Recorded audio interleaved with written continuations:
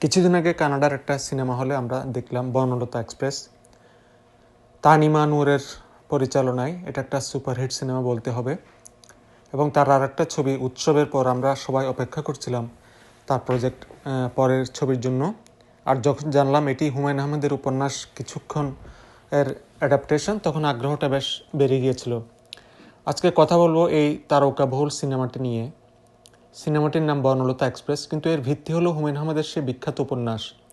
সিনেমার কাস্টিং লিস্টে দেখলে ভালো লাগবে মোশাররফ করিম, চঞ্চল চৌধুরী, শরীফুল রাজ, সাবিলা নূর, আজমেরি হক বাঁধন থেকে শুরু করে ইন্তেখাব দিনার, মানে দেশের সেরা সব অভিনেতারা এক পর্দায়। তানিমা নূর পরিচালক এবং প্রযোজনা প্রতিষ্ঠান বুড়িগঙ্গা টকিজ এবং হইচই স্টুডিও মিলে এই উপহারটা দিয়েছে তারা। এবং এটা একটা অ্যাডভেঞ্চার কমেডি, একটা ট্রেনের যাত্রা, এবং পুরোপুরি একটা ট্রেনের যাত্রার উপরে এই সিনেমাটা করা হয়েছে।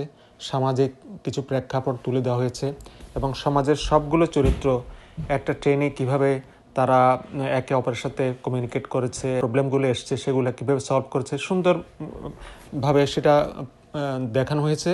তবে এখানেই হুমায়ুন আহমেদ এবং অন্যান্য দের মাঝে পার্থক্য। হুমায়ুন আহমেদ জিনিসটাকে খুব সুন্দর করে দেখিয়েছে, কিন্তু বাংলাদেশে এখনও সেরকম কোনো নির্মাতা বা নাট্যকার তৈরি হয় নাই এরকম কোনো স্ক্রিপ্ট লিখতে পারেন। এখানেই অন্যান্যদের সাথে হুমায়ুন আহমেদের পার্থক্য। তো হুমায়ুন আহমেদের নাম দেখে আমরা গিয়েছি ছবিটা দেখতে। মেনলি বনলতা সিনেমার অন্যতম একটা টার্নিং পয়েন্ট ছিল যখন ট্রেনের ভেতর এক গর্ভবতী মহিলার জরুরি চিকিৎসার প্রয়োজন পড়ে, কিন্তু দুর্ভাগ্যজনকভাবে পুরো ট্রেনটিতে কোনো লেডি ডাক্তার ছিল না। এটি আমাদের দেশের পাবলিক ট্রান্সপোর্ট বা লং যাত্রা বা দীর্ঘযাত্রা বলি, যেটা বলি না কেন, রেলগুলোতে নারী স্বাস্থ্যের প্রতি অবহেলা এবং জরুরি চিকিৎসা ব্যবস্থার অপ্রতুলতাকে আঙ্গুল দিয়ে দেখিয়ে দেয়। পরিচালক এই দৃশ্যের মাধ্যমে এখানে একটা শক্তিশালী সামাজিক বার্তা দিয়েছেন। গল্পের প্রয়োজনে হয়তো এটি একটি ড্রামাটিক মোমেন্ট, কিন্তু বাস্তবে এটি আমাদের প্রতিদিনের স্বাস্থ্য ব্যবস্থার এক নগ্ন ছবি।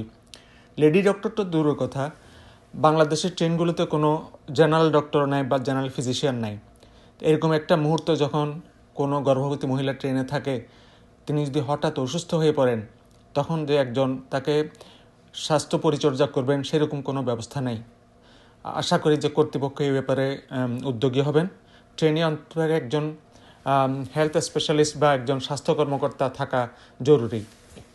তাছাড়া এই ছবিতে একজন পলিটিশিয়ানের চরিত্রে সিনেমায় যা ফুটে উঠেছে তা নিয়ে বলা যায় যে এরকম একটা সংকটকালীন সময়ে একজন রাজনৈতিক নেতার ভূমিকা কেমন হওয়া উচিত আর বাস্তবে কেমন হয় তা এই সিনেমায় খুব তীক্ষ্ণভাবে দেখানো হয়েছে।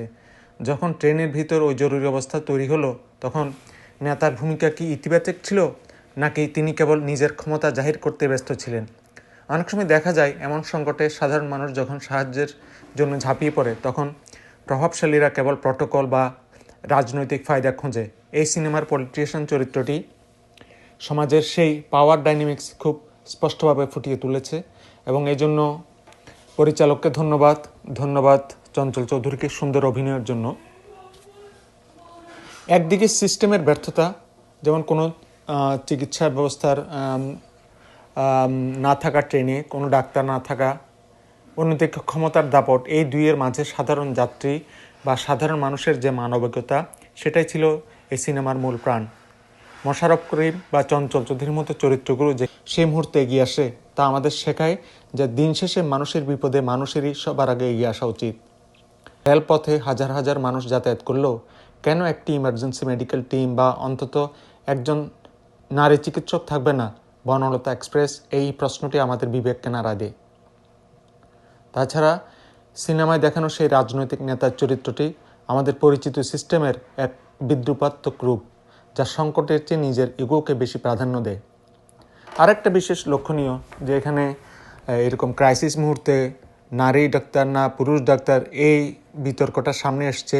এটাও আমাদের বর্তমান সমাজের একটা প্রতিচ্ছবি, যেখানে এই সমস্ত ইস্যুগুলো আমাদের অ্যাড্রেস করা উচিত এবং এ ব্যাপারে আমাদের জনমনে আরও সচেতনতা গড়ে তোলা উচিত।